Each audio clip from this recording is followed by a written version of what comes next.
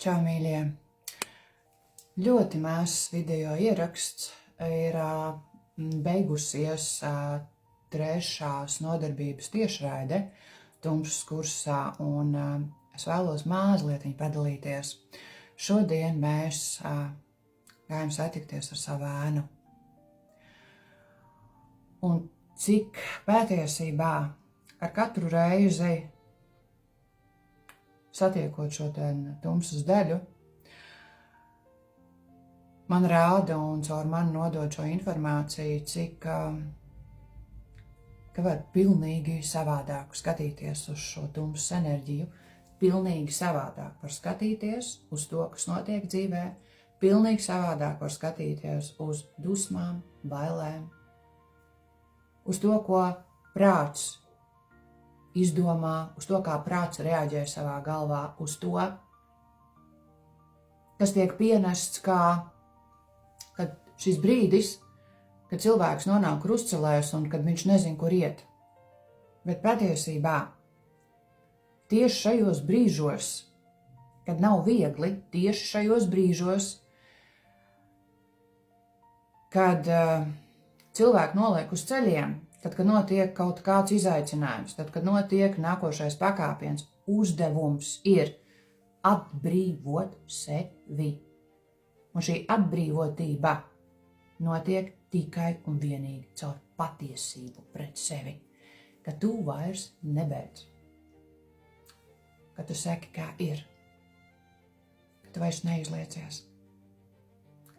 Un vēl kas ir ļoti svarīgi šajos tumstas brīžos, kad notiek arī šī nonulēšanās, visām šīm daļām, kuras kaut kādos dzīves posmos, dzīves situācijās tev kā cilvēkam ir bijušas vajadzīgas, jo tāpēc, kad notiek sāpīgi dzīves brīži, vieglāk ir viņus paslēpt, vieglāk viņus ir nolikt un tā kā iesprostot kaut kur iekšā dziļāk, tāpēc, ka tā ir droši arī šim iekšējiem mazajam bērnam, ja, kas katram pieslēdzās.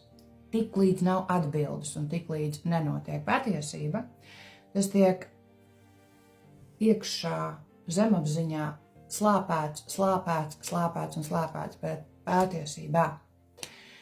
Tad, kad uz priekšu notiek šie brīži, un cilvēcīgai daļai viņi var notikt, ēnā iet šajā tumsā un lūgt klātesamību, savu pavadoņu klātesamību. Tas ir ļoti liels tavs iekšējais spēks. Tev nav jākuļas vienam, tev nav jāiet vienam.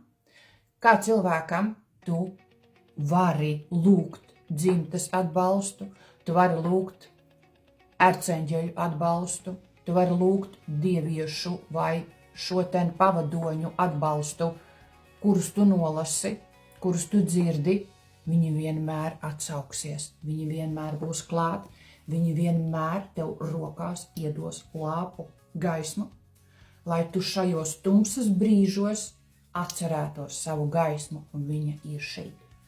Šeit viņa ir. Šeit. Tev nav jābaidās no savām emocijām, tev ir jādzird sava intuīcija, tev ir jāiemācās dzirdēt savu intuīciju, nevis sava baiļu balss. Jo ļoti daudz, kas skan galvā, tās ir ilūzijas un tā nav patiesība.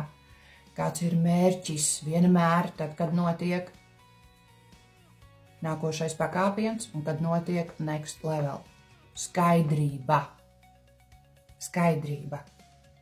Skaidrība un patiesība atbrīvo un dod atbildes, lai kas notiktu, lai iestātos iekšējais miers. Šodien trešajā nodarbībā šī dieviete, ko mēs satikām, un šo pavadoņi, kas bija kopā ar mums, ļoti skaisti parādīja, cik daudz šajās pieredzes ēnās, kuras mēs izcēlām ārā. Tas nebija viegli. Ļoti daudz vērtīgā patiesībā, cik tur ir ļoti daudz gaismas. Un tieši šis brīdis, kad jūs ejat šajā ēnā, tas dara sievieti, tas dara spilgtu, tas dara sievieti dzīvu, tas dara sievieti magnētisku, tas dara sievieti tieši tādu, kad saprot, ka tev nav jāslēpjas. Tev nav jāslēpjas vairāk. Tev vairs nav jāslēpjas no sevis, tev vairs nav jāslēpjas ne no viena.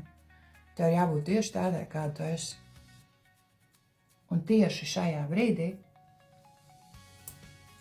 saprot un ieraugi, cik ļoti daudz gaismas patiesībā ir šajā tumsas enerģijā. Pārprogrammēt ir ļoti lieli ieguvumi. Un turpmāk uz priekšu nolasīt šo tumsu un ēnus un kaut kādu nērtumu un ārpus komforta. Patiesībā tur ir ļoti, ļoti daudz ieguvumi. Viņi ir vienkārši jāizvēlas. Ja to nevar nolasīt pēc, un cilvēks ir apmulsis pēc, ir jāiet meditatīvā plūsmā, jāsatiek ar saviem pavadoņiem, jāsatiek sava dzimta un jālūdz virzība, jālūdz izgaismot šo ceļu, jālūdz atbildes, viņas visas ir. Kur viņas visas ir? Viņas visas ir tevī. Tā viņas vienkārši jāsadzird. Un šis, kas ir apkārt, pilnīgi katram cilvēkam, ļoti individuāli, šīs enerģijas, šie pavadoņi, viņi nekad tev neatteiks. Nekad tev neatteiks. Viņi vienmēr teiks, jā.